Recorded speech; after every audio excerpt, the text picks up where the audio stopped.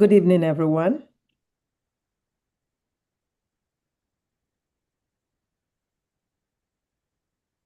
And welcome to Medical Mondays with Dr. O.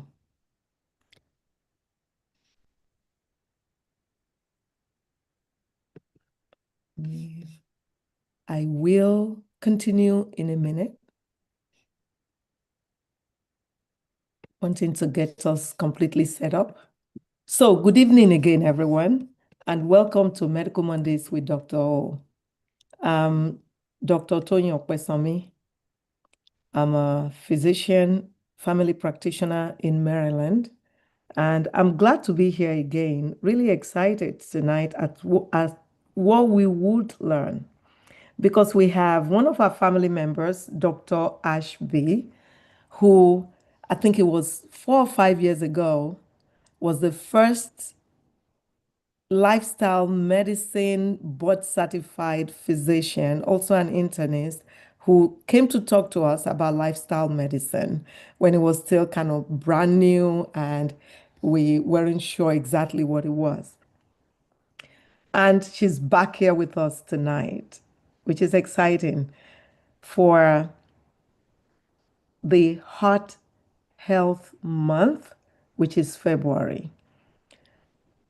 Dr. Ashby is a board certified lifestyle medicine intensivist, a designation held by a small group of physicians credentialed to deliver intensive, evidence-based lifestyle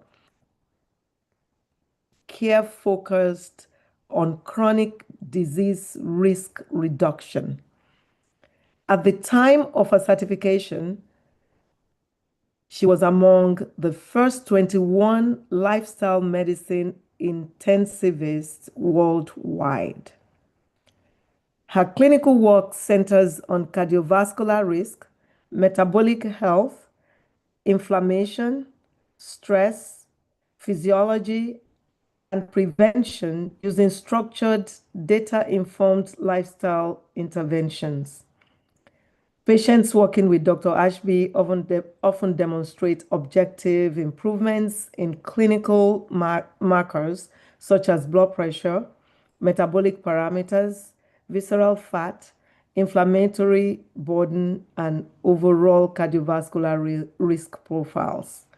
Dr. Ashby brings more than 2 decades of clinical experience to her work.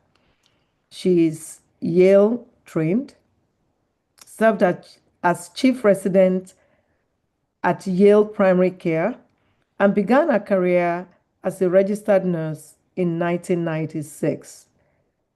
The breadth of experience informs a disciplined, compassionate, and systems-based approach to patient care.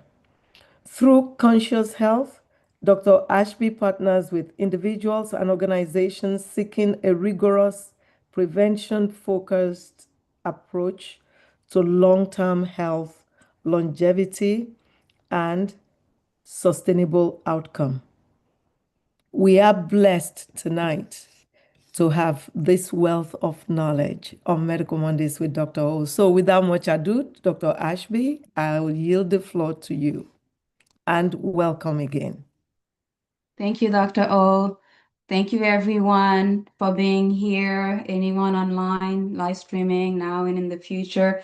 I thank you for your attention, the community, and this time that we're about to share.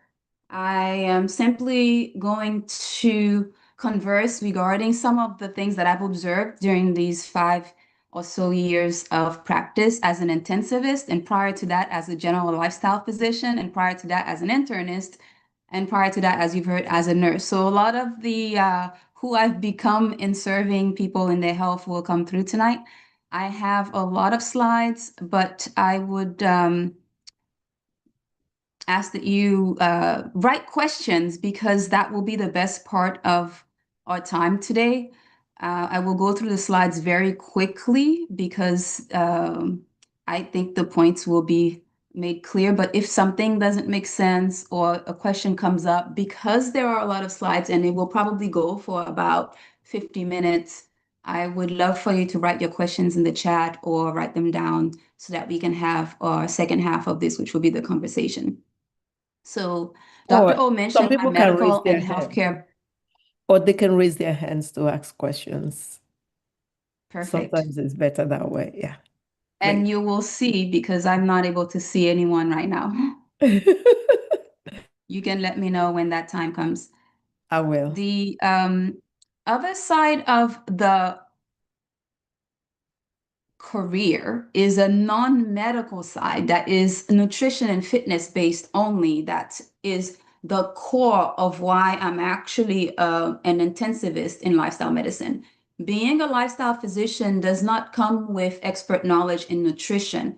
It's simply the path that allows us to begin to view health in a different lens, to decide instead of quickly prescribing, to think about how the problem began and to address it via the root cause, lifestyle, or possibly nutrition, and the 6 pillars of lifestyle. But I came to lifestyle medicine with a breadth of knowledge on nutrition from the fitness background as a professional bodybuilder. So that allowed me to quickly be able to combine with medicine and help people in a particular way. So this unique ability is what I share with my patients.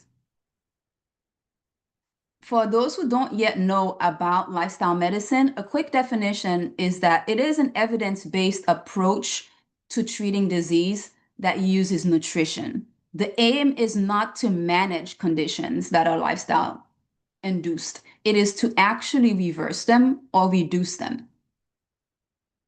We use the 6 pillars of lifestyle, which are nutrition, fitness, avoidance of toxic substances like alcohol, sleep, good relationships and connections, as well as stress management to address everyday problems that lead to chronic conditions.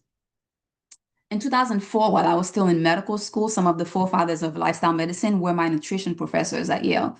So this has been a long time coming for me to be back, 360 full into lifestyle medicine. But there is an entire organization behind this newest specialty of medicine that is supporting doctors who are making the decision to approach their patients with chronic disease through the lens of reversing through nutrition and other approaches. This is a good time for lifestyle to be getting popular because we are getting overburdened despite all of the advances in technology, medications, the billion-dollar pharmaceutical industry, as well as multiplication of hospitals, healthcare workers. We are still overburdened with chronic disease. They're only increasing. So while pills and procedures do their part, we can see that there's something else that is missing, and that's what lifestyle is hoping to fill that gap.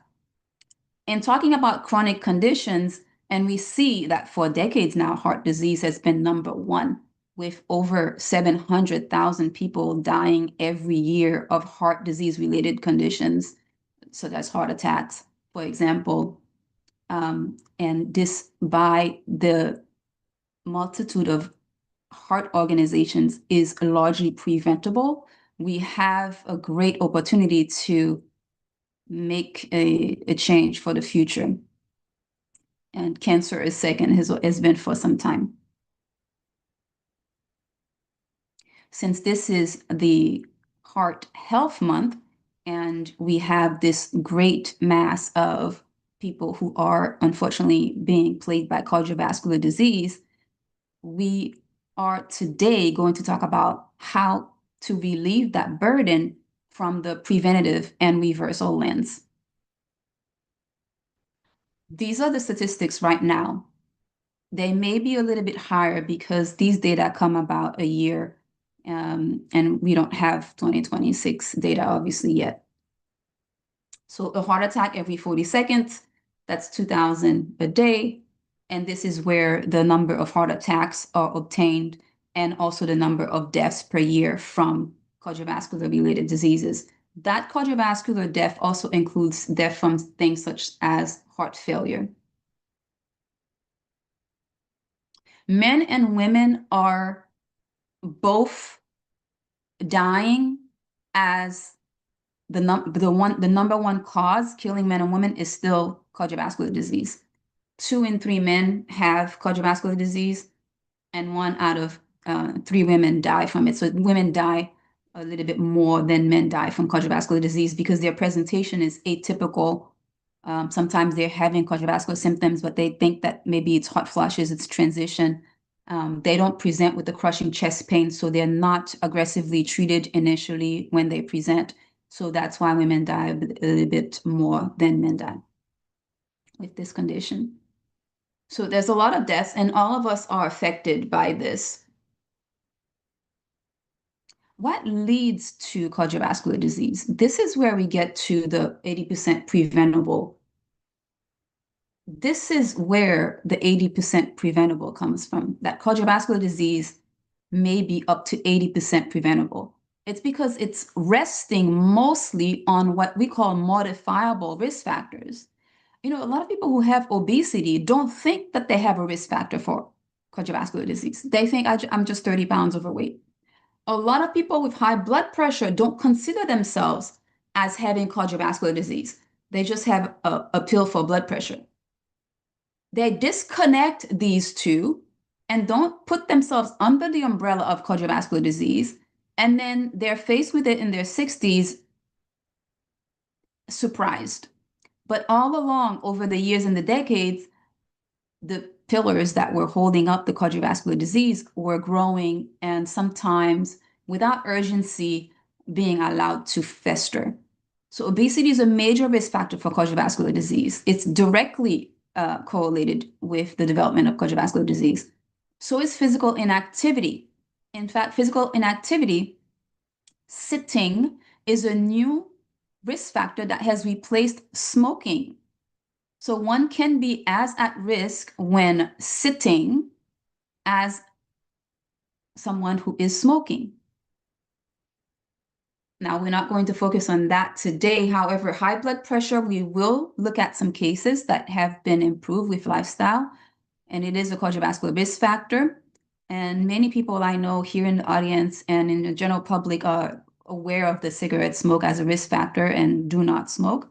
But high cholesterol gets a pass, and diabetes and prediabetes often get a pass too. Because again, in my practice, some people don't realize that these conditions are directly linked to cardiovascular disease. So they keep them isolated, but they should be thought of together as the bundle that leads to, accelerates, and supports the development of cardiovascular disease. So these are what we call the heart disease risk factors. So this is where lifestyle has its opportunity, because obesity often is resting in unhealthy diets, lack of exercise, mental stress, which can impact habits, cause more stress, which can lead to maladaptive coping mechanisms. And all of these together can lead to higher blood pressure, high sugar, and abnormal cholesterol. So these all are related, and they all form the basis for the lifestyle intervention. When you hear cardiometabolic disease, these are the things that we're talking about, where cholesterol and high blood pressure may make up the cardio portion of it, and the metabolic is made up of things like the diabetes or high blood sugar and insulin resistance, the visceral fat from obesity, as we'll see soon in the slides. So I'm sure many of you have heard this, that the 80% portion of heart disease cases may be preventable. So tonight will be an opportunity for you to perhaps calculate or get a little bit more familiar with what your particular risk factors may be and locate areas for intervention that you may begin at home or with your doctor.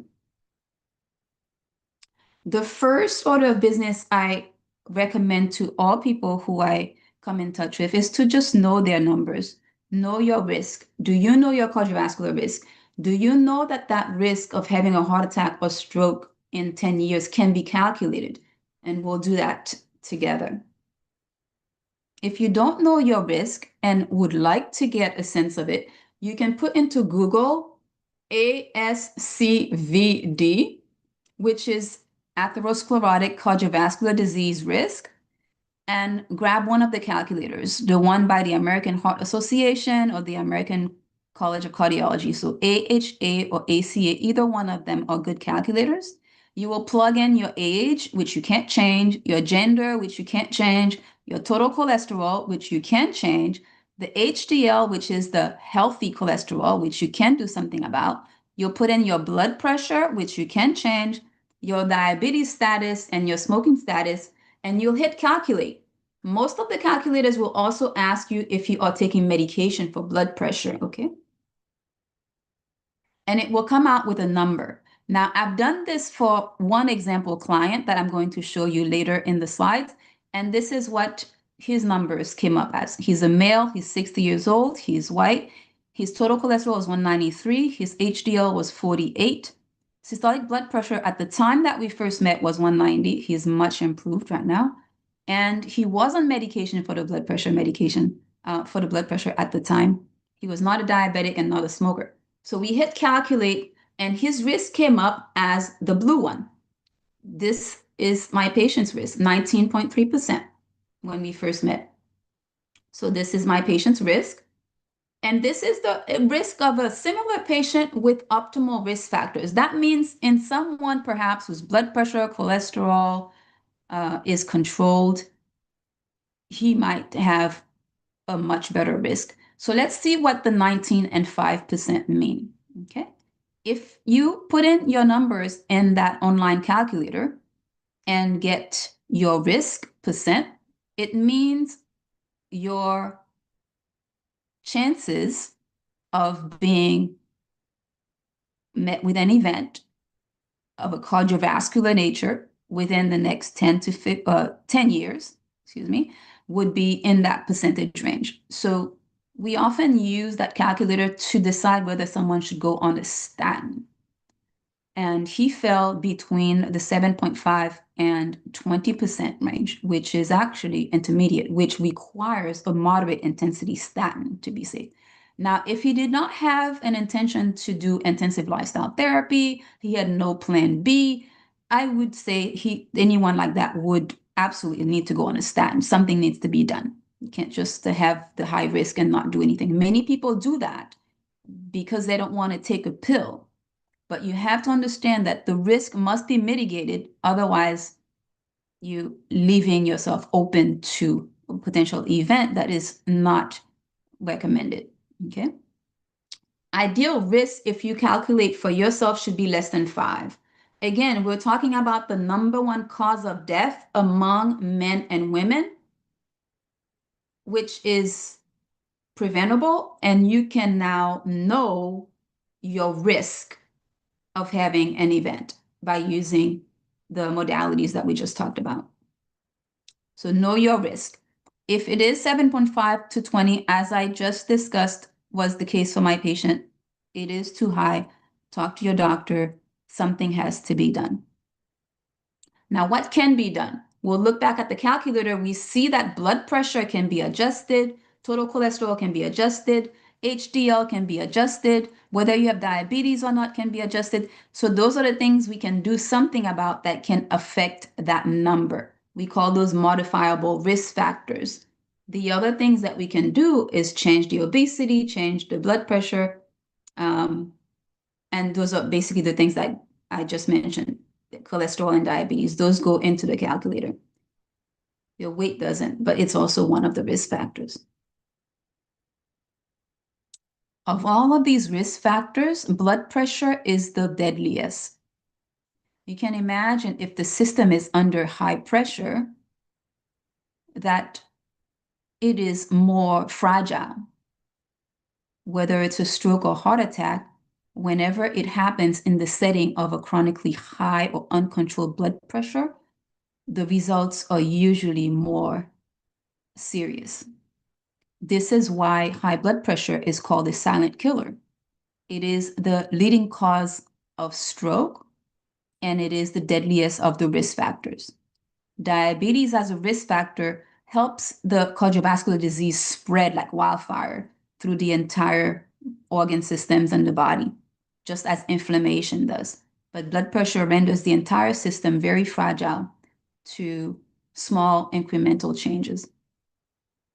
So in the United States, hypertension accounts for more deaths than any of the other modifiable risk factors, which I mentioned would be diabetes, cholesterol, obesity. Just to be clear, because a lot of people have a blood pressure of 130/80 and think they're in the clear. They're not. That is stage 1 blood pressure. Anytime it's above 130, even if it's 132, even if it's 128, the blood pressure is elevated. Less than 120. So unless your systolic blood pressure is in the 1-teens, you actually have elevated blood pressure. If it's in the 130s, that is considered stage 1 hypertension and needs attention. If it's above 140, it's stage 2. And my patient showed up at 190 systolic, so he was in crisis. 130 is too high. That's the point here, because some of us do wait until there's symptoms, and 130 is not caught because we're not checking the numbers and there are no symptoms with high blood pressure. So many people, especially in the communities of color, blood pressure has been on for decades without being checked, without being treated, without being addressed. And more people are developing high blood pressure younger and younger. And so having a blood pressure cuff, if the disease runs in the family, and checking it is part of our own personal responsibility for our health. Remember, we have a disease care system that is responsible for us if we fall sick. However, the upholding of our health really requires our active participation. So as I mentioned, most people with high blood pressure don't even know it because they're not checking, because there are no symptoms. And even if they know that the pressure was maybe 130 at some point, they don't consider themselves as being on the road to heart disease because they've maybe never heard the link between high blood pressure and cardiovascular disease. And maybe even if they have high blood pressure and are on medication for high blood pressure, they don't actually consider themselves as a potential heart patient, a heart disease patient. So half the population currently has high blood pressure, and more than half, 75% of those with high blood pressure are uncontrolled. It is more common in men than women, and it's of higher incidence in the Black community.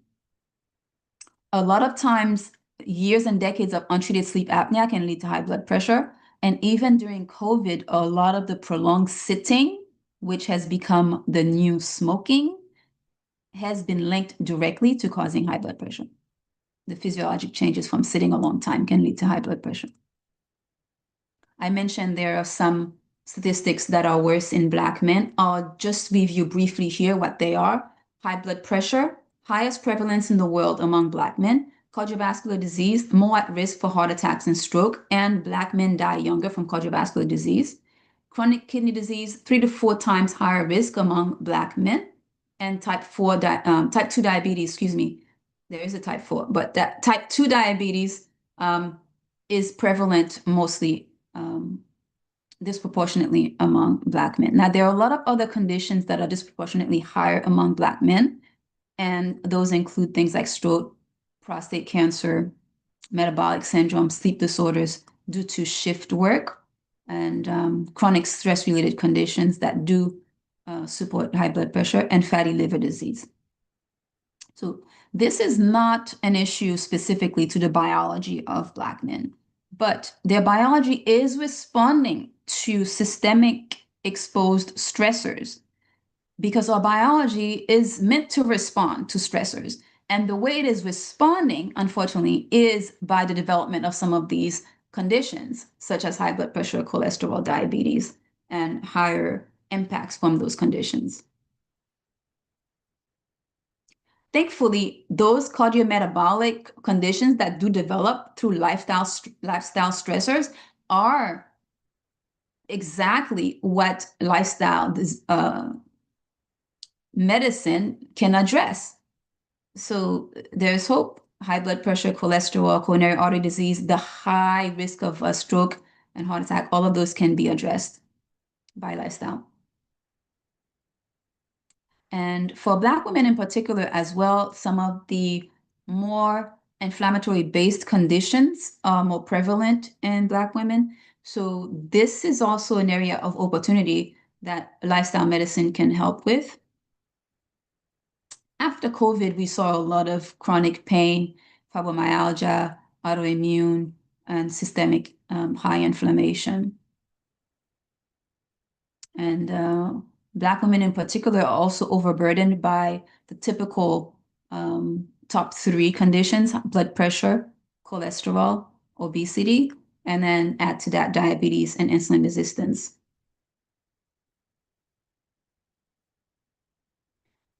A lot of these conditions feed into cardiovascular diseases as well.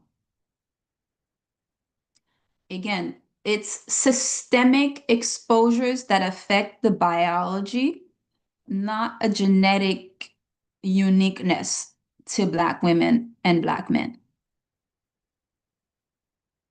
Now, I'm only going to focus on the cardiometabolic risk factors that can be reversed by lifestyle or reduced by lifestyle, but there are many other conditions that can be helped using this approach. Now, celebrating Heart Health Month, this next part of the presentation will focus on some of the wins. These are simply from my observations in my practice. They're all meant for educational purposes. Not everyone can have these types of results that I'm about to show you, but they're worth celebrating. And so we'll talk a little bit about those. When we treat patients as lifestyle intensivists, we aim to actually restore complete health wherever possible. That's why we're called intensivists. We want to eliminate, if possible, the condition at its root. That is, if that's what the patient wants as well, especially if it's a completely reversible condition. How do we do that? Because the conditions didn't make it there by accident, they made it there through decades of entrenched habits or practice.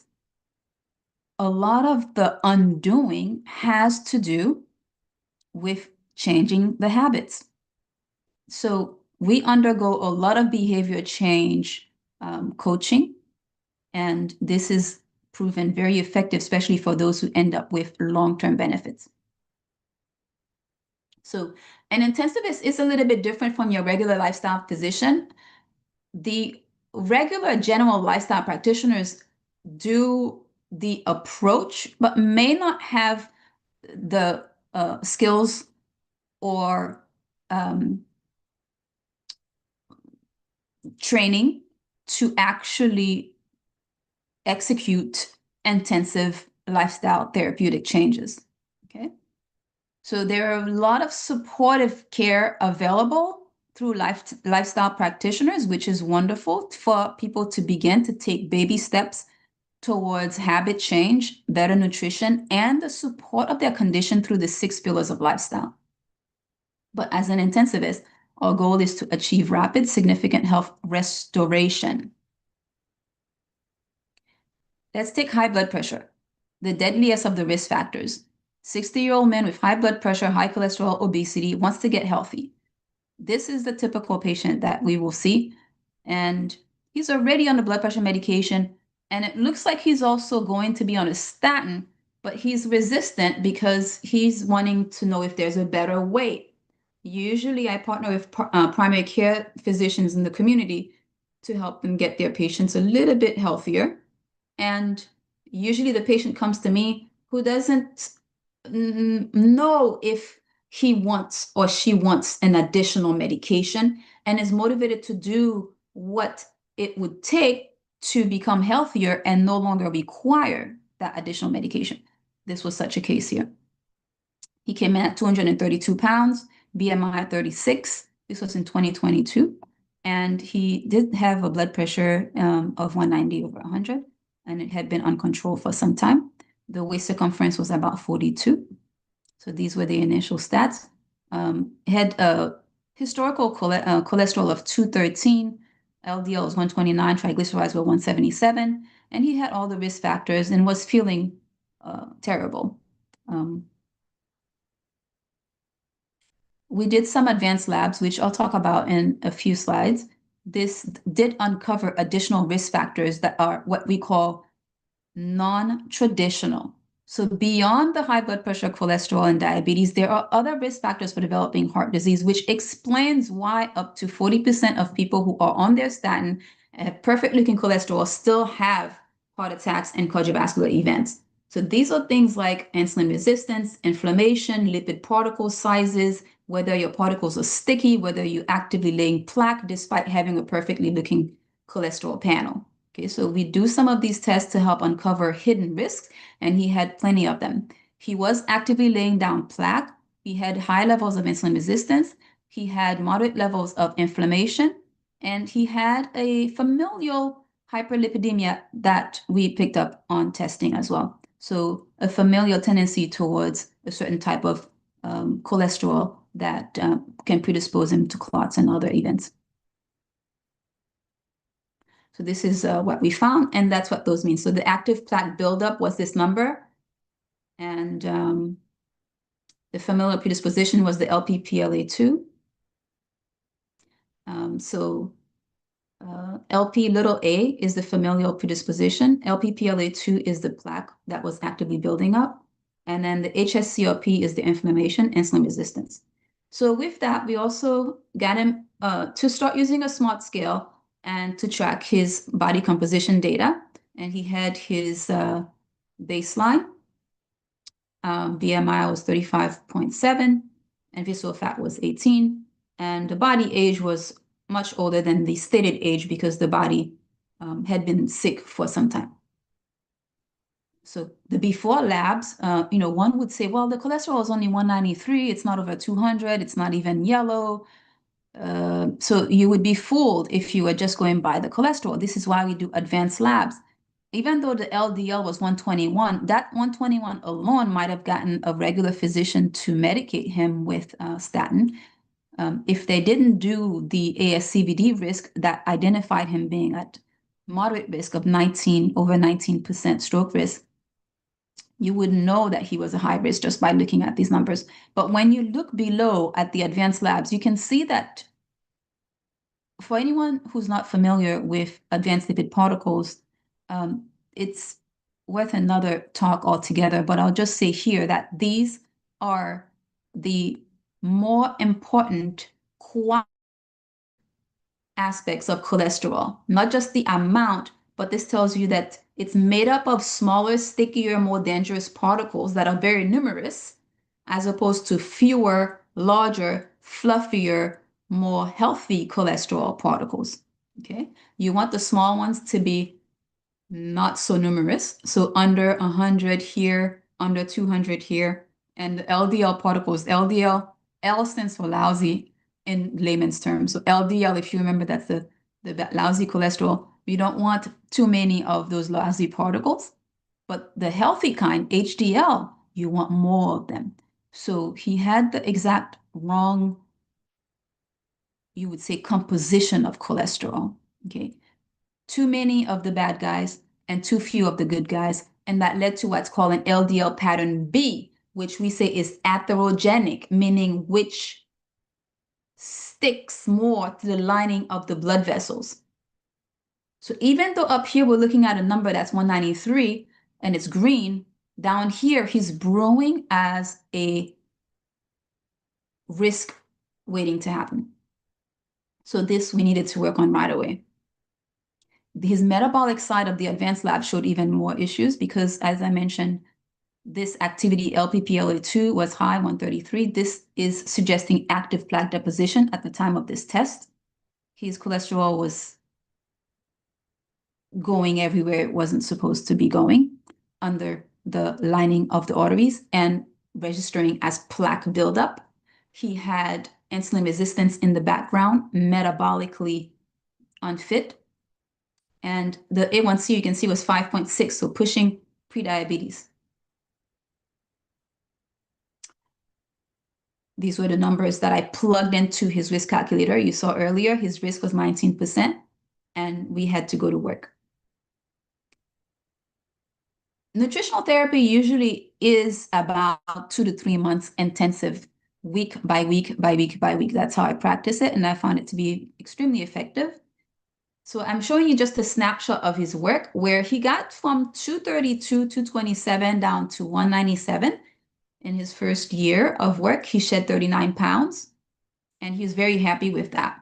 This is where he wanted to be the first year. He went from a visceral fat of 18 down to 13.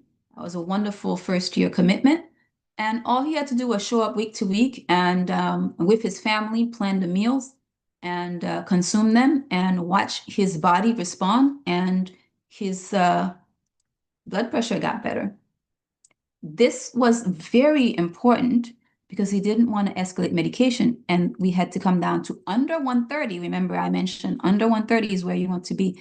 Now, it's still elevated, and so he still required a little bit of medication support, but we got him out of the high range. A person like this can also come off medication completely, depending on how much further work he wants to do with his lifestyle. Now, decrease systolic blood pressure by 68 points and decrease diastolic by 22 points. It's a wonderful first place to be. Now, how much of the weight loss is contributing to this blood pressure lowering? A lot of it. Remember, he lost 39 pounds. Now, the blood pressure is highly sensitive to weight loss in some patients. And so it's not exact correlation for everyone, but you can expect about 5 millimeters of mercury decrease in if you have high blood pressure for every kilogram pound weight loss. So 2.5 pounds or so will drop the blood pressure a little bit. That's why his systolic blood pressure went down by 68 points. So in addition to the blood pressure improving, his BMI went from 36, if you remember, down to 30. And these are the small wins for someone who's dedicated, who's committed, and who has the right guidance. If we look at his before and after labs, we can see where he started at 193 on the right here. That's the befores, and that's the way they will be for almost all the slides except one. On the left side are the current labs. That's how the advanced labs are reported, with the historicals on the right. So he dropped his total cholesterol by 36 points, went from 193 to 157. The LDL got in the green from 121 down to the 80s. And look, what's more important is that he developed a profile of cholesterol that was not rapidly hurting him. So his particles lowered where they needed to lower, and they increased where they needed to increase, giving him what we call a desirable pattern A. So more important than just dropping the surface level basic lipid panel is to improve the quality and the quote stickiness of the cholesterol particles. This, some argue, is as important, if not more important, than lowering the LDL. His metabolic profile also improved, and I'm showing you a side-by-side here of his before and his after. Again, remember that the before will be on the right side. Remember, his insulin resistance was 89. It dropped down to 34 with a corresponding C-peptide that also improved. And this speaks to the metabolic improvement underlying what was developing as prediabetes in him. His A1C went from 5.6 down to 5.3, which is going in the right direction. And even his nutritional status improved a little bit. The vitamin D improved and the omega-3s improved. So overall, metabolic transformation can happen while we're also having cardiovascular transformation, because all of these diseases are interconnected. There's no isolating just blood pressure and just diabetes and just cholesterol. They're interlinked. So A1C, fasting insulin, C-peptide, everything improved without any drugs. This is the lifestyle journey, okay? And people can maintain this. Heart disease is what I call an optional condition. If you know the risk factors, you can take action to reverse the risk factors. blood pressure, we'll finish here with another example of someone who started at 132. And usually if we do a process during the first week in my programs, I usually do a cleanse. And sometimes during that first week of the program, people do lose about 5, maybe even up to 10 pounds if they're men. And you might see a big drop in the blood pressure in the first week. And so this person actually went from the 130s down to the 109, 110s regularly. And that's about the degree of change that one can see in over 8 weeks. Okay. And during that journey, they can see what elevates the blood pressure and begin to adjust it themselves in their lifestyle. In this particular case, this person lost 20 pounds. Blood pressure came down. In his baseline, as reported before he came to me, was 140s. When we started working, it was 130s. And by the time we finished working, it was 109s to 110s. And these two clients are still working with me because they're optimizing their healthcare now. They're no longer coming out of the hole with disease that they need to offload. This person did have blood pressure medication, what we call de-escalation, by his cardiologist, and this was an improvement for him. So blood pressure changes do not occur in isolation. Often you find that there is weight loss that will help, but not always the case. Obviously, all of us know skinny people who have high blood pressure, so weight loss is not a catch-all for blood pressure, okay? There has to be disease reversal, implementation, and so not just losing weight. That's not what we're doing here. Multiple issues come together. This is the usual. People who have high blood pressure tend to have prediabetes and tend to have a little bit of weight on, and they often have an extra medication that they want to come off of. And so because these problems come in groups, we often have to deal with complex patients. And as intensivists, this is part of knowing how to navigate each of these conditions. So just like the gentleman, this person also had the top 3, blood pressure, cholesterol, diabetes, and was on medication and wanted to reduce them. She had her own set of advanced labs, which showed the high cholesterol here at baseline.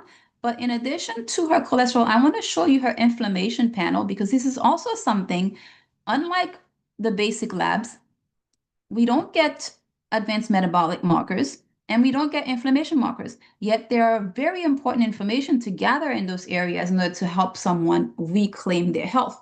Now, she had inflammation and she had vessel disease. Lining of the vessels was impaired. So she couldn't produce nitric oxide, and that was part of the reason she was having higher blood pressure. So advanced lab do help us get a little bit more information and refine our interventions.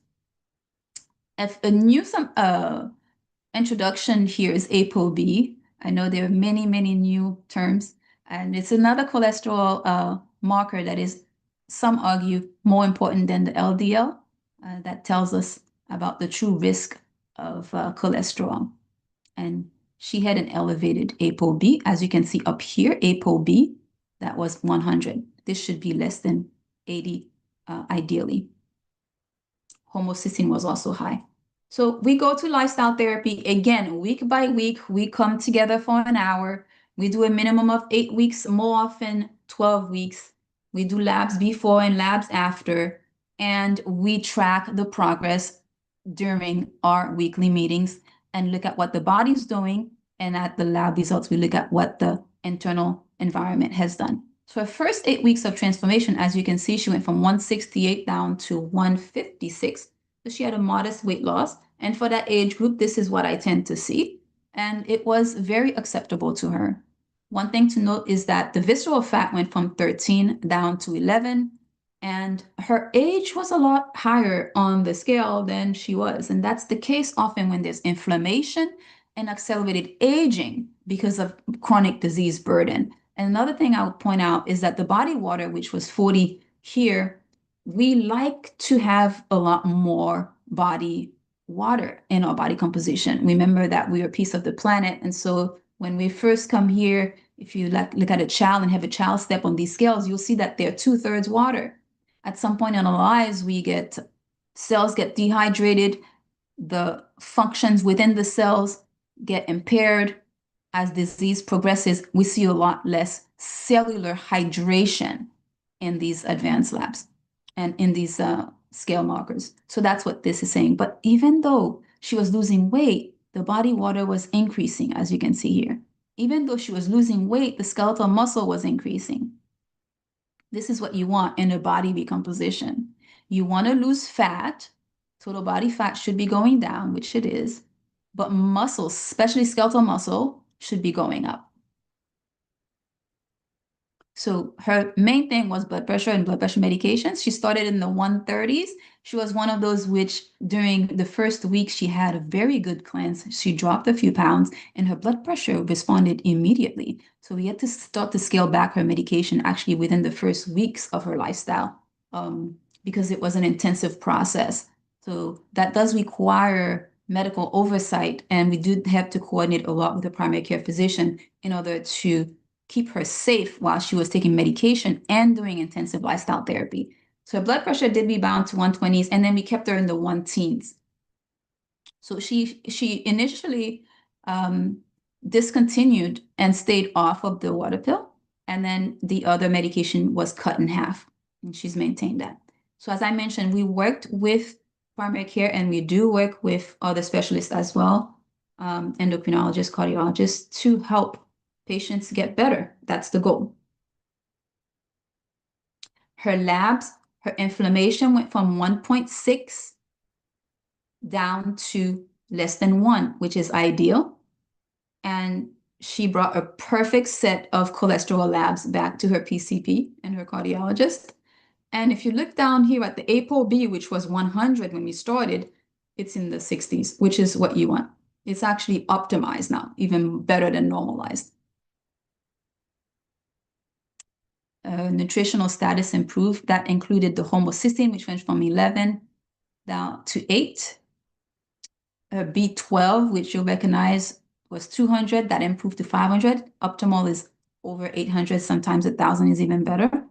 And then omega-3 is 3.5, which is low, going up to 6. Very important for heart health.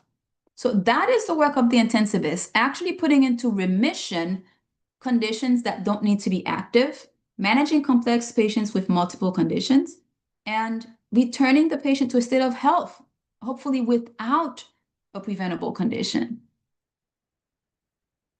We saw many examples of high cholesterol in those detailed cases. Now I'm just going to fly by with some befores and afters so you can see the variety of maybe high numbers and low numbers and how they respond. This is a relatively higher start number at 246. Most people's cholesterol is about 200 or 210.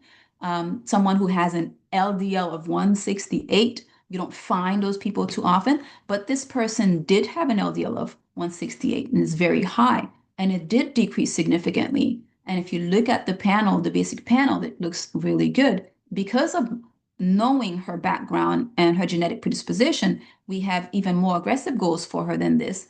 But this was done without medication, to go from 246 down to 161, to go from 168 down to 95 in LDL.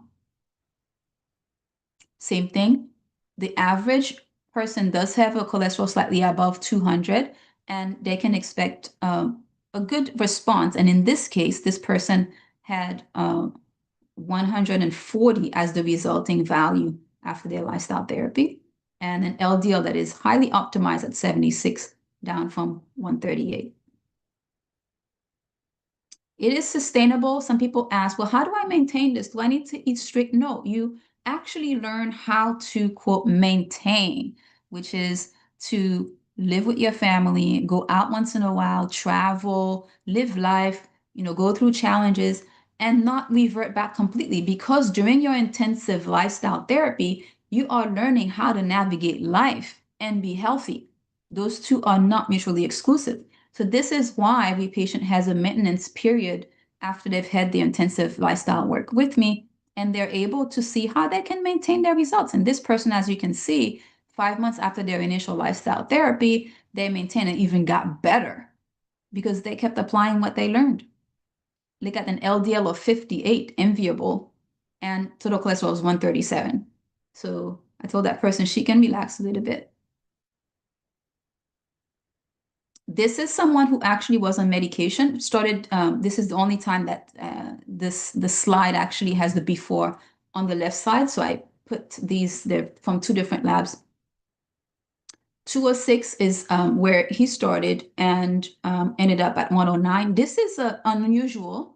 And the reason this was so low is because he was already on medication when he came to me on a statin. So the addition of lifestyle therapy actually created more room for him to have what we call the medication de-escalation, because you really don't need cholesterol that low. In fact, there are papers saying that you don't need you really, it may be counterproductive to be that low. So we recommended, and he has the option of lowering his statin because he's created a lot of healthy room for himself with lifestyle. And so he could be at 130, 140 with a lower dose of his medication. Lipid particles are the advanced labs that we want to improve, not just the basic ones. And as you can see, those over time can improve and stay well. The pattern which is important to know, this is dangerous pattern B. It is atherogenic, it causes plaque. Pattern A is desirable. It can flip and it can stay good. And it's important to know because at one point during the early days of advanced labs, it was speculated that perhaps this LDL pattern was genetically determined. But now we know actually that lifestyle can impact it. And I've seen this in many of my patients. ApoB can be improved with lifestyle, and ApoB is very important to check. You may be able to get this from your doctor. And if anybody listening is in Florida, I can help them get it. It's almost more important than the LDL. If you have an LDL that's normal and don't know your ApoB, you really don't have a full view of your cardiovascular risk because it has to be improved for cardiovascular risk to be reduced. It gives us an idea of the number of particles that are entering the artery walls. So sometimes when we don't have symptoms yet, we think everything's okay. But when symptoms come out and diagnosis come up, sometimes it's already late in the disease. This is the reason why we conduct advanced labs and work on prevention, look under the rocks, find things to give us an idea of risk factors. Because once the conditions are there, we know we have a lot to deal with underneath the surface, right?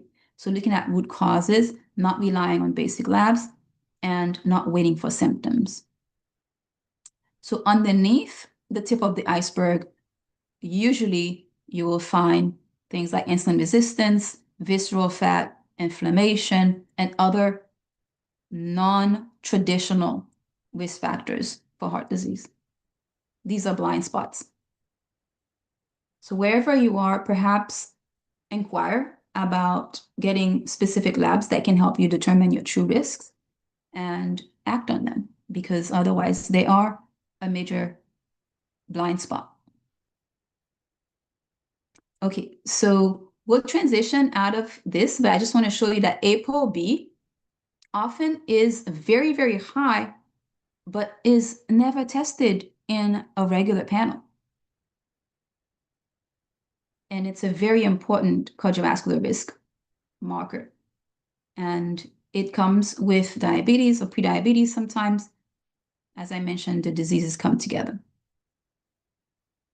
For metabolic conditions, we'll give you a few examples also just like for the heart, because remember, high blood pressure, cholesterol, and diabetes were the top three that I was going to show you how they can be reversed. And then we'll also talk about weight loss, which is very exciting. It's the final case we've used. So for diabetes, often prediabetes is easy to take care of, right? So this person had an A1C of 5.7. We worked, again, nutritional therapy, coaching. It is individualized, so there isn't a formula for everyone. It depends if that person likes to eat meat, if they like to be vegan, if they don't like certain things. So we work with them so that it is sustainable for that individual. There are many cookie cutter systems out there that work for the population. Use them. As long as they're working, it's fine. As long as the conditions are going away and you're improving your lifestyle and habits, it's okay. But if you have conditions to reverse and what you're doing isn't working, I do recommend getting guidance because these conditions, you can let them fester for years and decades because there are no symptoms, but know that it is costing you in the background with interest. So it's not totally free to allow them to stay unchecked for too long. This is a 76-year-old woman who had type 2 diabetes. Yes, she's 76.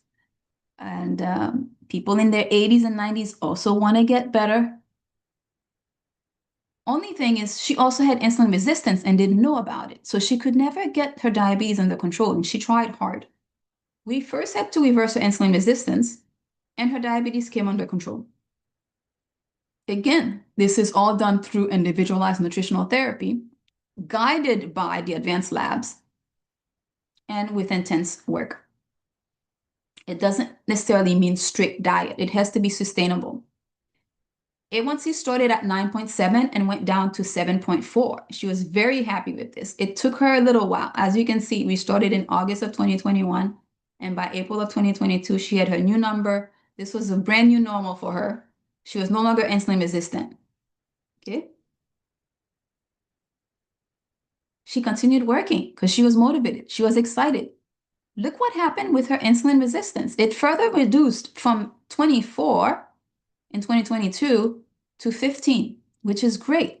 Ideally, you want this number to be single digits. And likewise, her A1C came down from the 7.4 to a new normal of 6.4. You can be patient with yourself, but get started. Every year, you can be at a new normal that is improved health for you. People put getting healthy on the back burner because they have no symptoms. But I want to encourage you that if there is a commitment that you can make to yourself, it is to take action and sign yourself up for something that will make you walk through a process so that you have your top priority on autopilot. Most people I meet tell me that health is their top priority. However, it's not constructed into their life in any way that you can see. So when you commit to a lifestyle process, that's when the top priority gets automatically acted upon. So this was a really great, she's, by the way, non-diabetic now, but this was a wonderful improvement. And I want to show this to you because it happened without medication. So what if you could be free from diabetes, free from high blood pressure, free from cholesterol? What if you are one of those people that can have complete disease reversal or significant disease burden reduction? These conditions are not automatic with aging. They're optional, in my view. Until you start working, you don't know if this is something that you can take care of completely. You have to commit and do the work to realize, oh, this is doable for me. And it has been doable for most people that I work with, as long as they're committed to do the work. The only people who haven't gotten results are the ones who don't do the work. It's that simple. So, and I've been very fortunate to work with some wonderful people.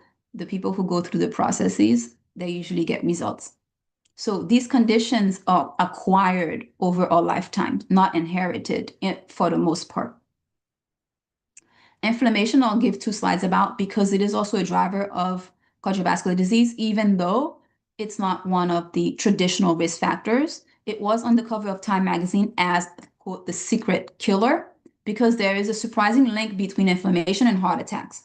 Because of its link to heart disease, I'm putting it here because the population is plagued with inflammation, but most of us don't know it because we're not testing for it. The World Health Organization called chronic inflammation a very significant cause of death in the world. Why? Because it accelerates heart disease, the #1 killer in America, for example. And this inflammation condition, chronic inflammation, is anticipated to increase. And it is tied not only to heart disease, but also diabetes, joint pain, and Alzheimer's. Inflammation can be tested via something called hsCRP. And this is a patient that had a 3.3, which is very high. It should be less than 1 or 0 point something. And we did some work, again, same specific lifestyle therapy that's individualized. He went from very high to normal. These take about 3 months minimum, sometimes up to 8 months, depending on the patient. This is another patient who had other conditions, but also had inflammation driving him and went from 1.4 down to 0.7.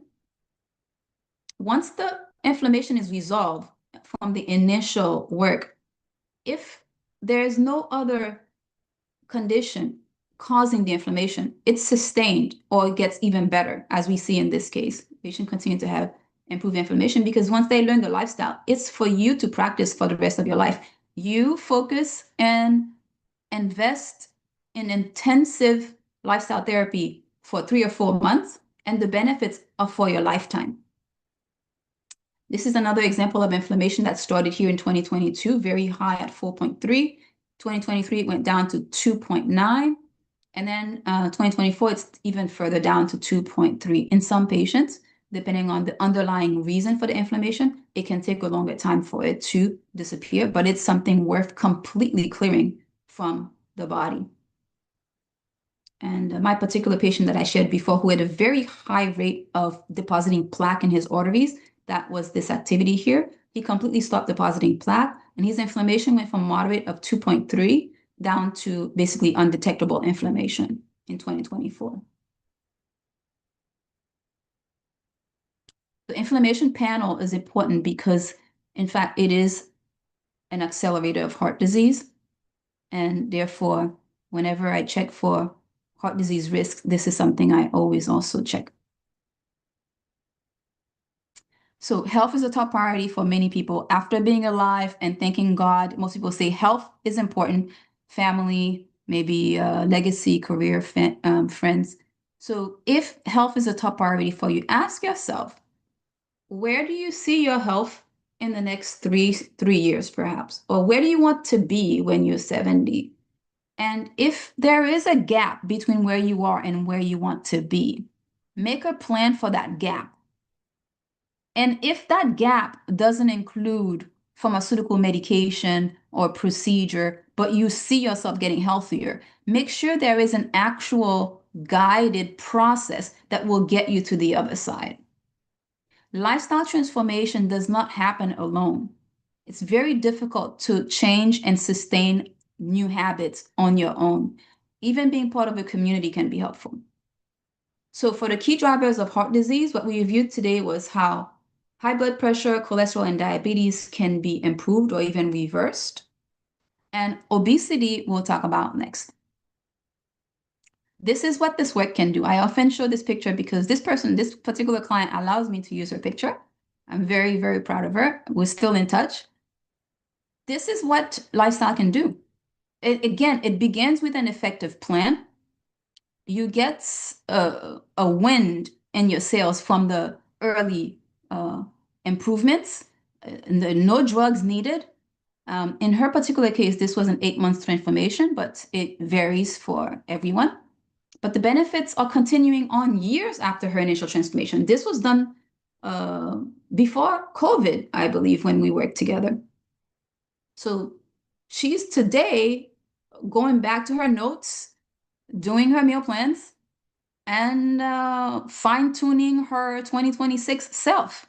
No drugs needed. So you get empowered. Now, I do also know people who decided to get a tummy tuck and paid thousands or mommy makeovers or use the injectable drugs that are available. There's options for everyone. But becoming the person who knows how to maintain your healthy biological body is priceless. So cosmetic procedure, I did not know this before preparing for this talk, that millions of them are performed every year,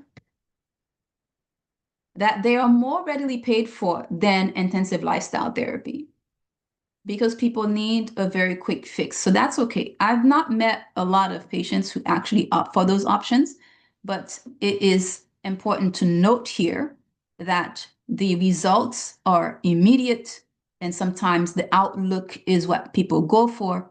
And so I want to raise the awareness that you can get much better, more long-lasting, and deeper health benefits from lifestyle, although you do have to put in some work at learning a lot of the principles. So interestingly, cosmetic surgery obviously doesn't fix insulin resistance. It doesn't fix high blood pressure. It doesn't fix inflammation. And it doesn't address cardiometabolic risk, because the fat that they're liposuctioning are usually under the skin, which is different from what we call visceral fat, which causes inflammation. Now, why would someone pay $25,000 to reshape their body, but have a pause when $5,000 could get them better results? Maybe there's lack of information, maybe there's it's not as quick. So there's a lot of things to ponder around that question. But these are the gaps that we have to, as a community and as a society, begin to explore together. And I'm here to fill in the educational portion of that gap tonight. So even with all these procedures, and not to mention the pills and the injectables, obesity is still rising. We're reducing the weight, but people are regaining it back sometimes, because after the appetite suppression is gone and they stop the injectables, they haven't learned anything, and they're more depressed because now they are more overweight and disempowered. So the drugs are there for a reason, but why is it that the prevalence of obesity is still on the rise, especially severe obesity, childhood obesity, and disparities in health among certain groups is actually widening? More drugs, but more problems. So yes, people do take the drugs. Yes, people do lose weight, yet they often stay sick. We are not addressing the root causes. Habits have not changed. Sometimes there's muscle that has been lost or not gained. Fitness is not improved. Metabolic fitness isn't improved. And often people are skinny and still have high blood pressure. Those are the toughest patients to treat, the ones that are skinny with diabetes, with fatty liver, and with hypertension. Why? Because they have really not much to exchange for their disease. So we have a smaller wiggle room to get them improved through nutrition. It's still possible, but it's a little bit trickier because the skinny people don't want to lose any more weight, but they have high blood pressure, cholesterol, and diabetes. So weight loss does not always equal health restoration. So let's not forget that obesity isn't just about calories. There are people who are obese because of stress, sleep deprivation, cortisol related to hormonal dysfunction, sedentary lifestyle. So even someone who's fasting and sedentary can be obese. Okay, sleep disruptions is a big thing. So complex issues cannot be fixed by a one drug solution. So how do we get people to look at lifestyle as a sustainable solution for their future? I have the last case that I'm going to share with you here. 53-year-old female, consultation because she had a mini stroke, wanted to lose 30 pounds, had some cholesterol, and she also wanted to be well for herself, for her future self. She also wanted to decrease inflammation. We started working in 2023, understood what she actually wanted to accomplish and how, and went to work. Her metabolic age was higher than her actual age, and visceral fat was double digits. Body water was low, anything under 50% is low.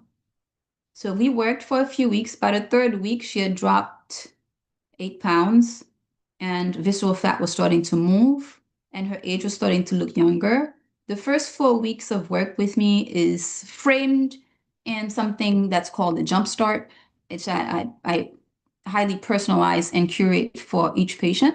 So she did a successful jump start with me, starting from 188 going to 178 pounds.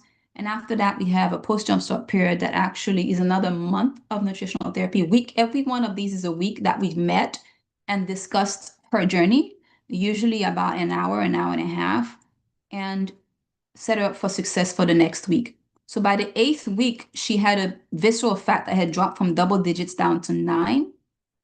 Her age was starting to look more like her true chronological age. Her muscle was going up from 36 up to 39, and her body water was going up. These are all good signs of improved body composition. By the way, her waist, she actually measured at 35 initially. And as you can see, she was starting to lose a lot of inches around her waist as well. So after her first 8 weeks of work, she wanted to continue. So we did a maintenance phase where she just learned how to begin to be on her own with her nutritional journey. So she arrived at 165 and she felt like she could continue. So we did. And she continued to lose weight for 16 weeks total. By the end of that time period, in 4 months, she lost 31 pounds. That's about average for women in her age group. This is success. That's what it looks like. 4 months, 30 pounds. And perhaps she could lose more if she wanted, but her goal was reached. In fact, now she is at this baseline, and it's been at least a year, as you can see. Almost 2 years now. So her journey was 4 months, but she's benefited for years. This is what the weight loss with lifestyle journey looks like. For many people with chronic conditions looking to a brighter future, they need health restoration, not just weight loss.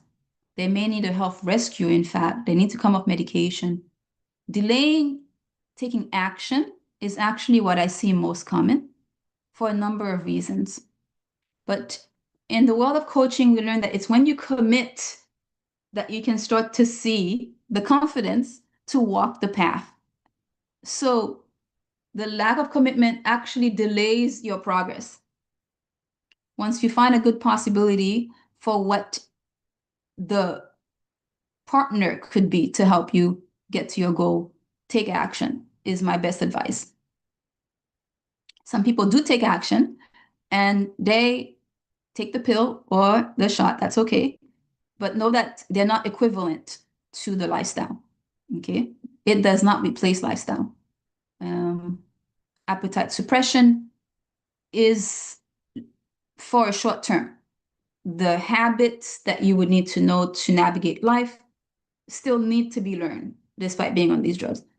The out-of-pocket cost for those who don't have chronic conditions or for whom it's not covered by insurance is an investment. So if you're making that investment, it's okay. Just be sure that this work will still need to be done regardless. And so still plan for and budget for that work, which is going to be priceless. Obviously, you get more benefits, but without the side effects. There's a personal growth aspect of coaching through lifestyle that happens that you cannot get by injecting yourself. Health is priceless. I think we all will agree on that. And for those of you considering a healthy journey, wherever you are, within your community or within your scope of influence, you can ask for and reach for specialized or good professional help, okay? When you are guided one-on-one, there's less room for mistakes because someone who's taking others where you're trying to go is guiding you. I want you to think about committing at least 2 to 3 months if you're thinking about a lifestyle journey, because the commitment is what gets you to the other side. Because precisely when people do things by themselves, they fall off track at week 3 when they can't find the answers or they run out of options. But when you commit, you allow someone else to guide you through a process. I do provide community forums for a few times a year where we can do self-guided parts of the program like the Jumpstart. They're less effective, obviously, because, again, the lack of knowledge, but it's a place to start if the budget isn't there. It's a place to start if you need to get back into it. And we can continue to make those environments a little bit better. So transformation is for everyone. Everyone can have their own glory and be at the beach and have the body that they want. But those who commit are actually the ones who get the results. Okay. I've put where you can reach me throughout the slides so you can see, and commit to an effective process just once in your life, and you will benefit for it for the rest of the life. Think of your future self, maybe in 3 years, maybe in 25 years, and realize that what you're doing now is impacting that future self. So you always want to be courageous and gracious to that future self. So the doctor of the future will not give medicine, but will guide the patient in the proper use of food, fresh air, and exercise. The doctor of the future is here. They're called lifestyle physicians. And the conditions that lead to high risks of heart attack and stroke are the ones that we talked about today, the cardiometabolic risk factors. And we found that all of them, heart disease, that is from blood pressure, cholesterol, diabetes, and weight, can all be addressed by lifestyle.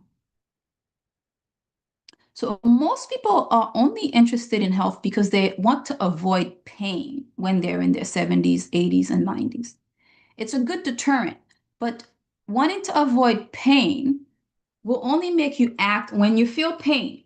So because there's no symptoms at the time of opportunity for prevention, most people don't take action. They fail to take action. This is why we're in part of the conundrum that we are now with this chronic disease booming and no one really taking action. You notice all my patients are in their 60s. I very rarely have a 40-year-old patient. It's not because 40-year-olds don't have heart disease and don't have risk factors. Many 40-year-olds are very sick, and I've seen them, but they're not yet so pinched with their condition that they will take preventative action that includes a budget, time, and commitment. So we all have to think about this condition that we're in because the result is showing us something about ourselves. So if you're looking to make your 70s and 80s free from the confines of chronic disease, what you do today in your 50s and 60s will determine what those decades in the future look like. Okay? You have options beyond medication. And if lifestyle seems like a good option for you, I want you to reach out to me. And any other perhaps intensivists in your area if you happen not to be in Florida. I do take new clients online. I do work exclusively online now. And if you're in the state of Florida, I would be happy to help you find a solution, even if you're not in the state of Florida. As Dr. O's patients, if you want to reach me, you can go online. This coming February, I have a community-free event. So if you're interested, you can hear more about that as well. I want to thank you all for your attention. It's taken a long time. I Thank want you to so pass much. this to Dr. O and take your Thank you. questions, and I'll be here for all of them. Thank you. Appreciate you. Wow. You know, you gave us like an hour, 15 minutes. Fantastic. Loaded. Thank you. But can you show your fourth slide again? That slide, because I don't think everybody recognizes that that's you in there with Oh, the lifestyle change, the are you? exercise, the very first, I think it's the very first slide, maybe the second one. That one, the second one. This is how I started. This is the reason I went into lifestyle medicine because I started doing fitness when I saw that I couldn't help people the way that I wanted to help people in medicine. So I started doing fitness as a stress reducing mechanism for myself as a young physician. That was a long time ago. This picture was later when I became a professional bodybuilder. But I started training in 2000, 2009, 2010. Amazing. My sis Daisy says she recognized you, I think from that years past. Oh, she recognized you. Looking at the picture, she could tell it is you. So this is true. It's doable. You can see how beautiful Dr. Ashby is. She has children also, but look at that body. I don't have it like that. But this is beautiful. Everyone can Thank get you. their best body. Yes, I believe that. And that was why I wanted you to show it again, so that people can actually see that you live by example and this is doable. So, that being said, if you please take down the slides, and so I will Stop be able to, sharing. yes, thank you. Please stop sharing. Thank you. So, let me see if you have questions. Oh, people are just appreciative of you. Thanks so much. So informative as usual. That's Dr. Veronica. Um, Keep us so informed. Thanks a million. Thanks so much, Dr. C. Bravo. And she recognized you. Impressively impactful, Pastor Paul says. And Sister Daisy says she's from Florida also, but she's presently in Atlanta, I believe. So, Nkechi, you have a question. Kindly unmute. Yeah, good evening. Thank you so much. Good This is evening. yeah, good that we have this topic today. And I saw that you're a bodybuilder. Just yesterday, I was talking to my young son who wants to have a lot of muscles because he's an athletic student. So he was telling me, he said, "Mom, do you know I need 200 to eat 200 protein to be able to get Grams. muscles." Like, yeah, I was like, what grams of protein? So he was listing things for me to get, and I was telling me I don't want to eat rice anymore. I don't want to eat this. More of meat, more of chicken. I don't understand. Is that really true? So first, I want to thank you for your question. I do want to make the distinction between bodybuilding and lifestyle medicine because they're different. And the reason why I put taking clients for fitness and lifestyle is because they're two very different fields. Your Okay. son is in fitness, so he's thinking about looking a certain way.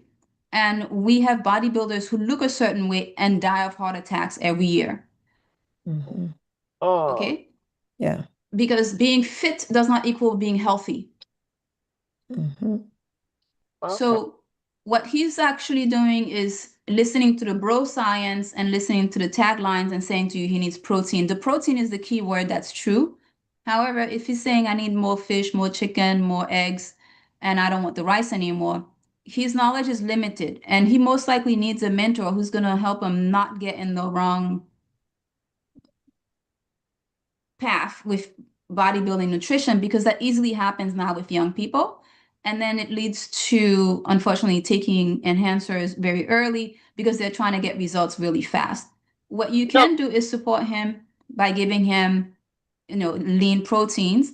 If he's in the age range of the teens to the 20s, he's going to gain muscle no matter what he does. He could even eat a regular, normal diet without thinking about 200 grams of protein. Young people will build muscle if they're in the gym. That's where they're building. Anybody who's under 30 is going to build no matter what they do. But it's hard for them to hear that from their parent. This is why it's important to have another knowledgeable bodybuilding figure that can help them. You can look at Lee Haney um, and look for books on bodybuilding and share with him. But to answer your question, 200 grams of protein a day, it's a little bit much, but I know he's a bodybuilders sport, do that so all the he, time. he plays sports. That's why. It does not matter, Oh, Nkechi. okay. You got to also think about his kidneys. Okay. Yes, that's something they don't think about. It's how old is he? Is he like a teenager? Yeah, Yeah, he's 19. Okay. He needs to eat a normal diet that includes carbs as well, because actually what he doesn't know is carbs is actually what's building him as well at this stage. exactly. Okay, Hmm. that's He, true. he needs the protein and the carbs. So he's just support him. He's going through it, but I wouldn't overdo it on the chicken and the protein. Okay. But talking about lifestyle change, you did say that you have a program starting this February for 30 days and it's free, Yes. correct? And it's Yes. This online? is a taste of the first part of the program that I do with clients individually. It's a little bit of a general program because obviously I'm not talking to everyone. I'm delivering the program. And people have the option of following it and being fully committed to it and getting great results, or just being a bystander and just kind of learning and like being interested. So it's at whatever level you want to accomplish in it, it's available, but I show up and I deliver the program. I say what we're going to do this week, what the pitfalls are, what the recommendations are. And so you get a live direction or guidance that could be helpful if you're motivated and you just want to try something out. Now, during the course of the month, if I have time, I will reach out to everyone and see how they're doing. Sometimes by text, sometimes by email, sometimes I'll even set up some calls. But it's not a guarantee, but I'll be there during the designated time once a week for the program delivery. So that's a jump start that starts February 10th to just help because I actually think it's nice to have the community, and Okay, I would can you love please for some post, of you guys to join if you are willing, if you are able, if you are interested. can you please post the information for people to join in the chat box so that, they can have it? Somebody, Dr. Dija asked for your contact info, would like to contact you. And Sister Daisy asked if you order the advanced labs under your program. So I think posting your information will be great so that people can get into that program and then see what it offers. Sister Clementina says, thank you. Dr. Mayowa Fawali says, highly informative and timely. Thank you so much. Dr. Ethel says, thank you so much for an excellent and very informative presentation. And Auntie Oshifade says, thanks, Dr. Ashby, for this very impactful knowledge on the relationship between heart diseases and cholesterol and diabetes. You have encouraged her, particularly, she said. She will link up with you for lifestyle changes, especially with our medications. She's also impressed with how far you have come from nursing to medicine to intensive lifestyle. Kudos. So, Dr. Izugu, kindly unmute. Dr. Izugu is a cardiologist and is still at work. Yeah, because the heart keep beating, Thank you very much for your presentation. It was very well done. You really emphasize the importance of not only recognizing that heart disease remains the number one killer, because many people worry about cancer, but they don't know that heart disease is the number one. And then the funny thing is that everybody have a heart. Not everybody's gonna get cancer. So many people ignore the most important thing actually that can hurt them. And then you also underscore the very important reason that 80% of cardiovascular disease risks are modifiable and actually preventable, and you can actually do a lot of things. You don't have to be very rich to really control heart disease.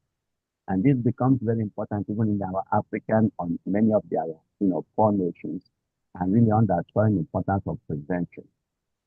Then also the nutritional part, because most of the stuff that they have at home that they grow around this now is very nutritional, and exercising. So you really underscore a lot of things that can actually impact people's, health significantly when it comes to heart disease. And you also emphasize the importance of that patients understand that they would, some of them need to be on statin, to help with, modifying their risk, and also, the blood vessels, and also discussing the, little particles and the different roles of what can be done to really improve that.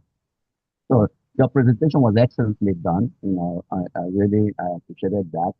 And then making people also to understand that when you fall into those categories where it is really difficult to manage, when your little particles are so abnormal, even though when the general number may look good, then you may need an intensivist that actually then, a lipidologist that can actually help to then, work with your doctors to really manage those.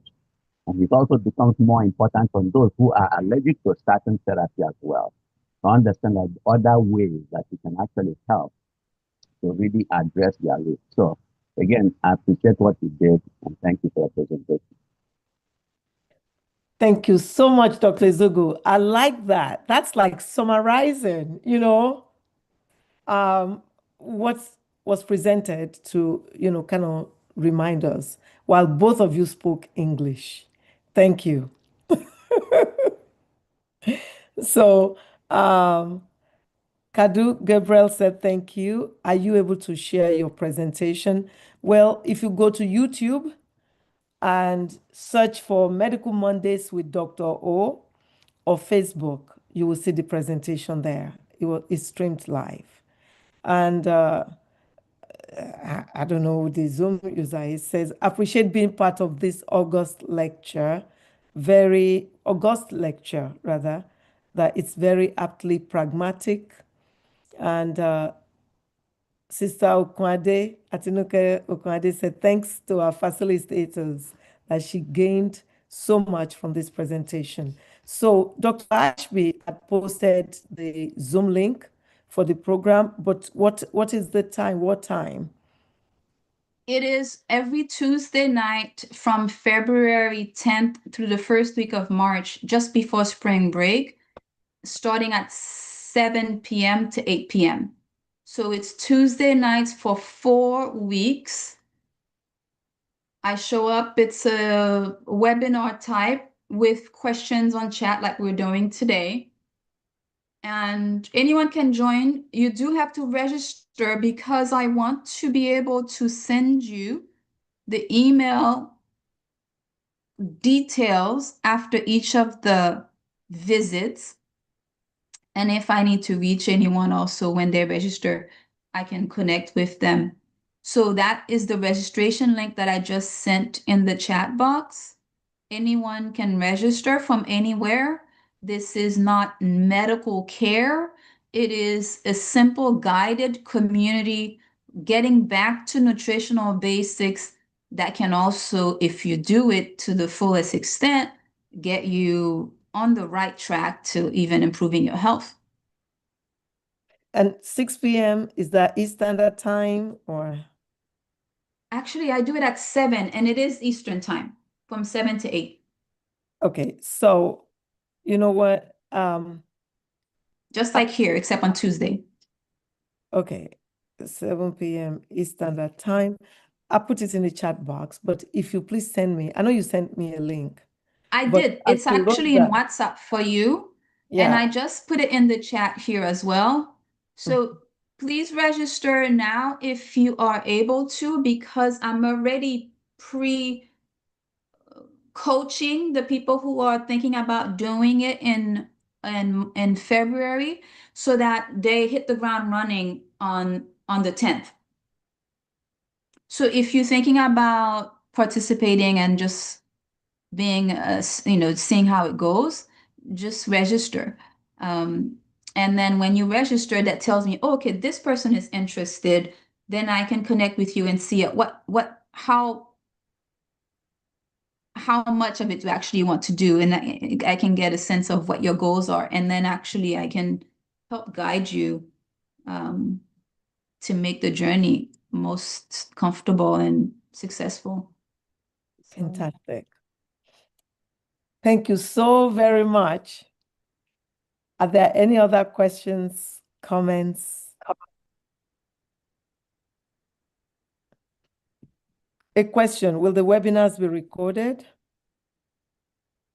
the webinars for the Jumpstart, yes, I try. I have to say last month there were 2 of them that I didn't hit record, but they are supposed to be, and I do my best to record them. So yes, Well, so I plan to.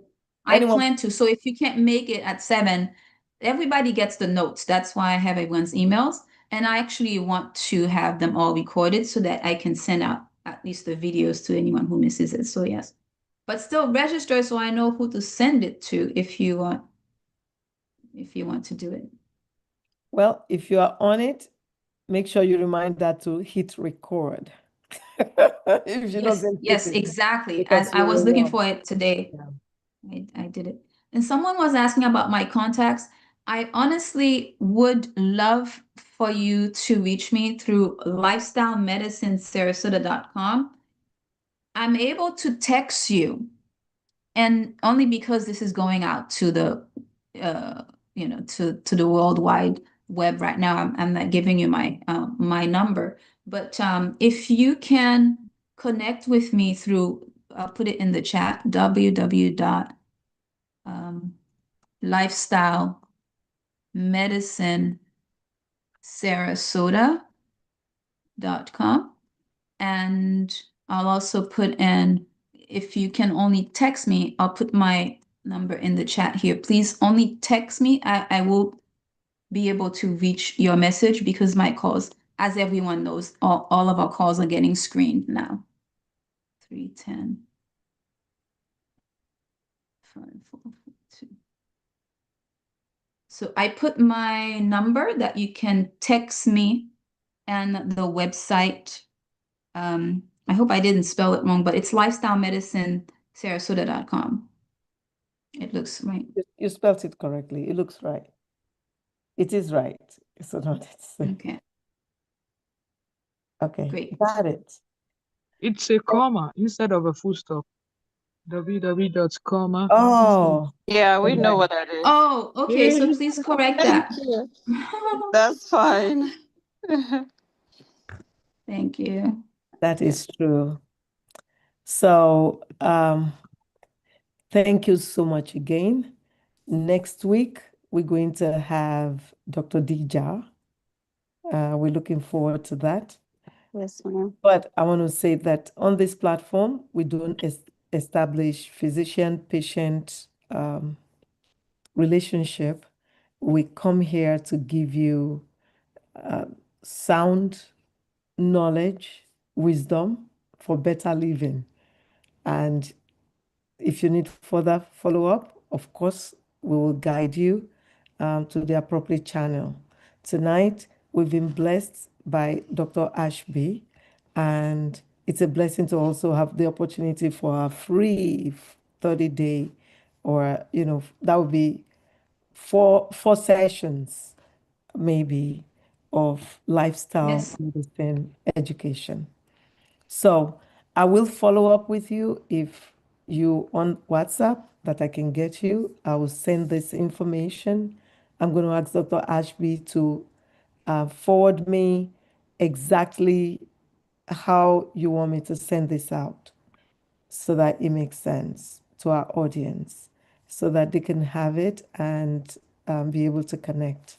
I'll also try send it by email so that you can connect if you like to.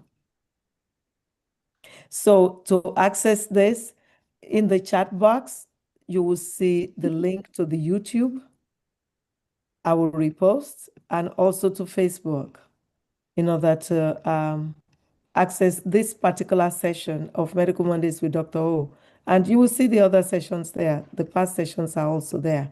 Even Dr. Ashby's first, second, maybe third years ago, when she just got a board certification as a lifestyle medicine doctor. She was on Medical Mondays a few times. And those also are on that YouTube channel. She gave us a lot of caveat then too. There's a lot you can still learn from those episodes. So please keep safe and keep warm. You can see that Dr. Ashby is in winter suit in Florida. So it doesn't matter where you are, keep warm and keep safe.